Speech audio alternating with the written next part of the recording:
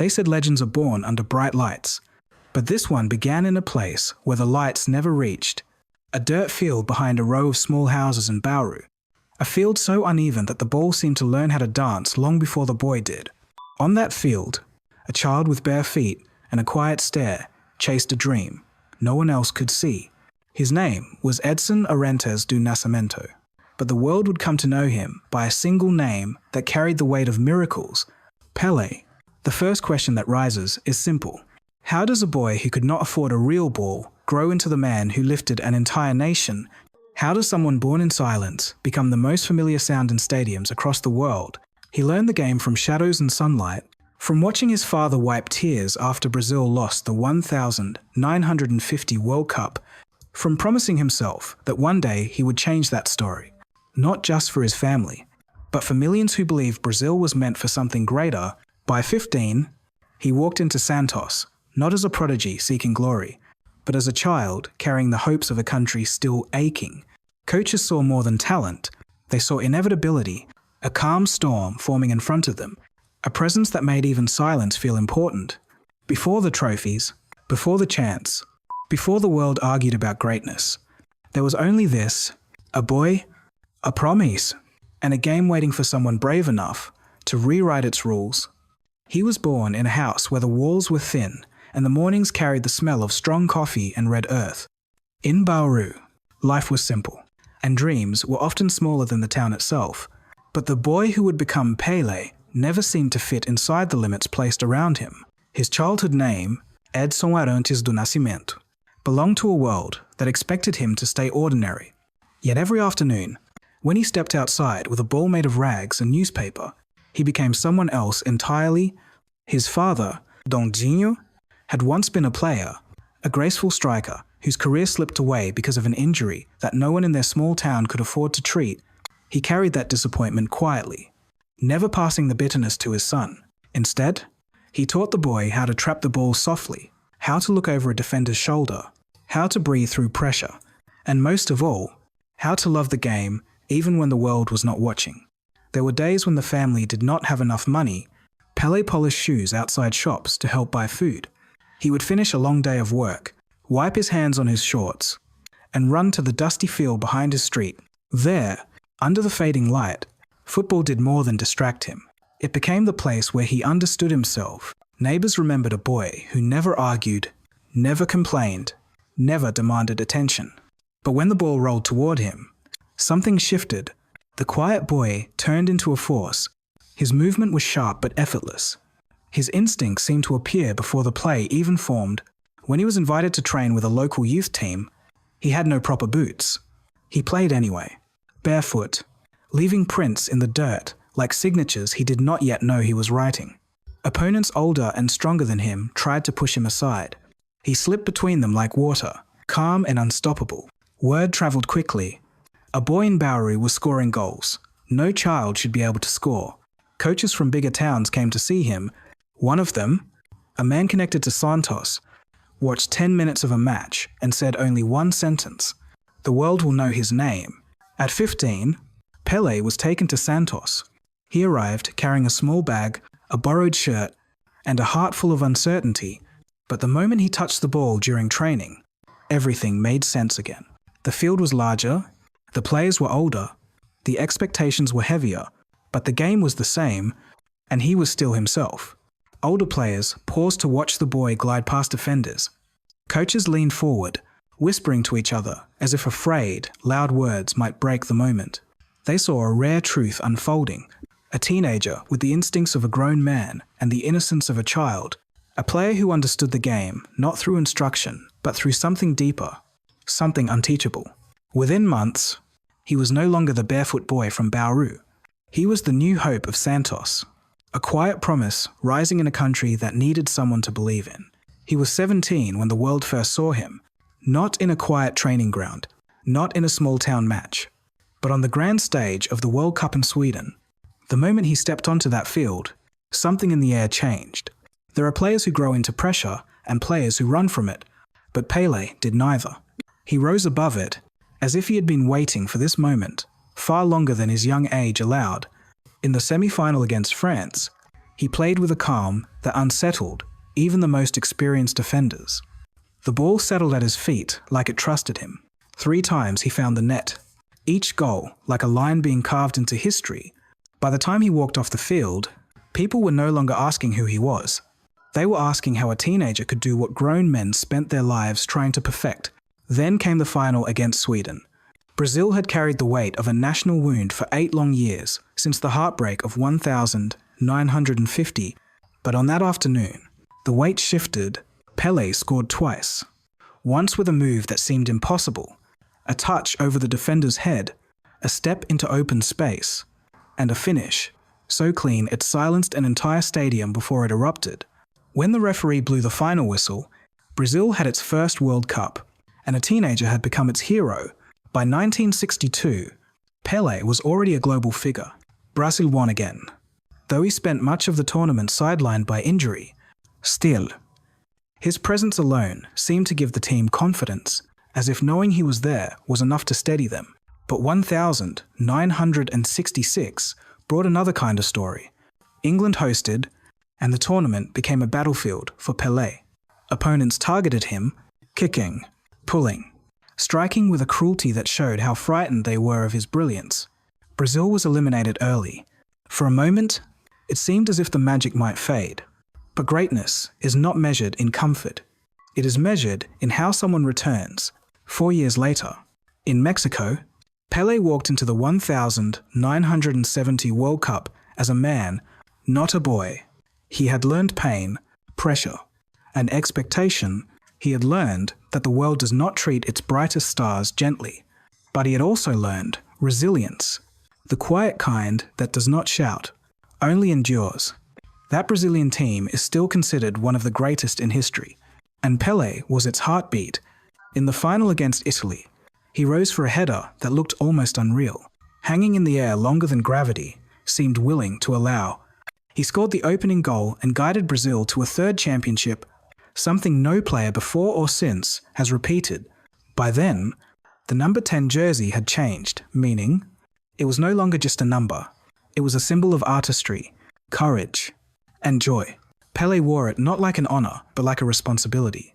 He embodied the game with a grace that turned football into something larger than sport, something alive.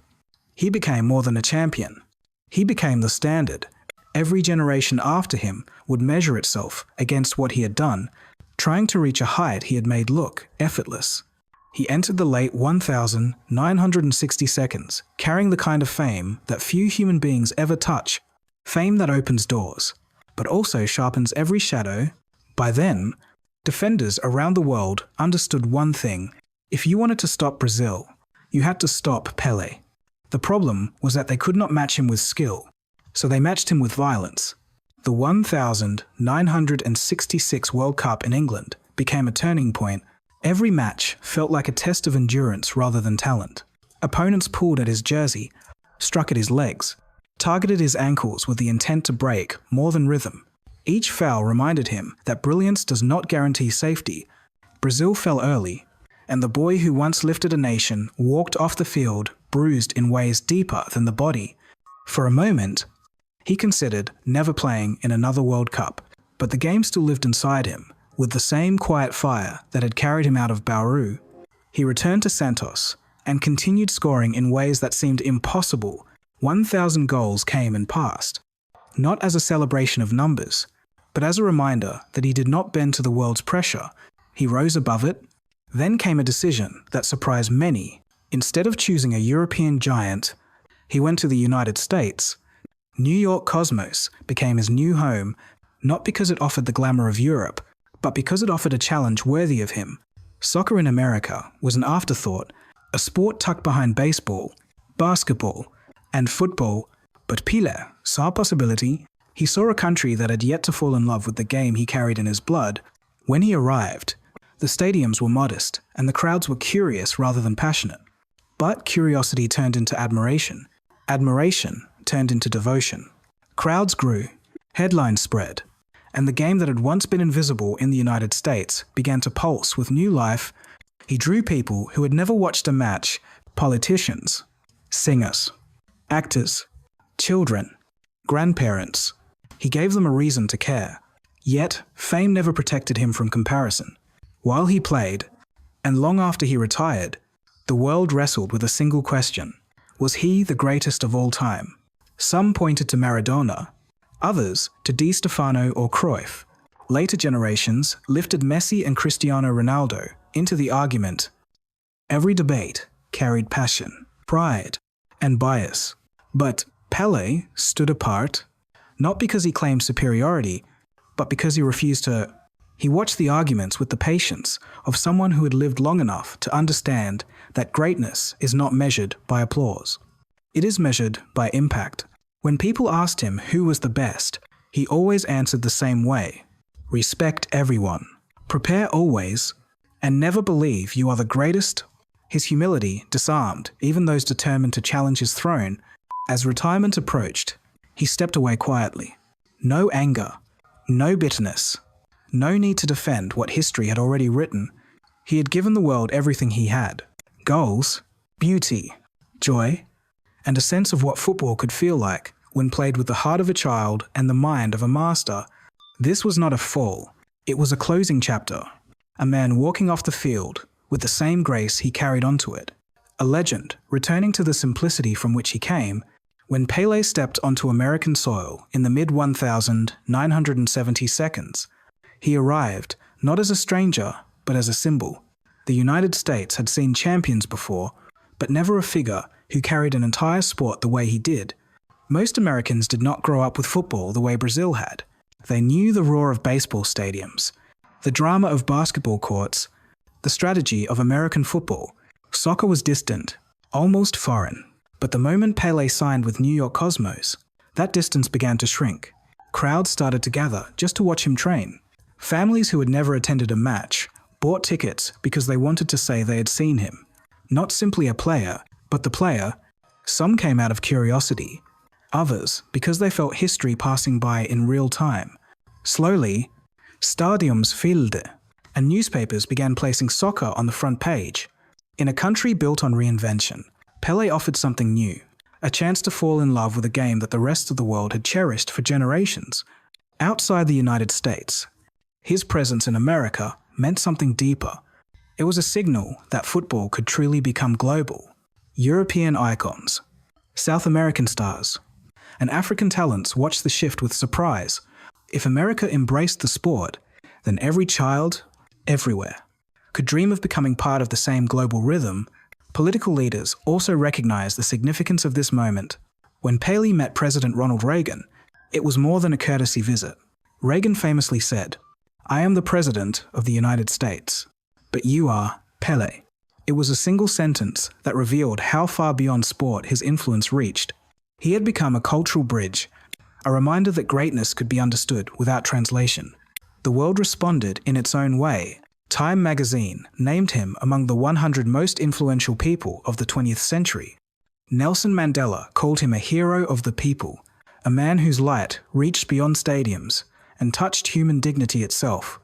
In countries torn by conflict, poverty, or racial tension, Pele represented possibility. A black man from humble beginnings who became a global ambassador for unity. Even the debates about the greatest of all time carried a sense of global connection. Argentinians argued for Maradona. Europeans lifted Di Stefano and Cruyff. A new generation praised Messi and Cristiano Ronaldo. But the fact that every comparison began with Pele said more than the arguments themselves. He was the reference point, the foundation, the first chapter of greatness. In the United States, the league that once struggled to survive eventually grew into Major League Soccer, a thriving system that hosts stars from around the world. Every expansion, every packed stadium, every child wearing a number 10 jersey carries a trace of the man who came before it. The world saw it too. This was not simply a career move. It was an act of transformation. Pele did not just play in America. He changed America. And through that change, he changed the world. He left the game the way he once entered it, quietly, gracefully, and without the need to declare what the world already knew. By the time Pele stepped away from the field, for the last time, football had changed.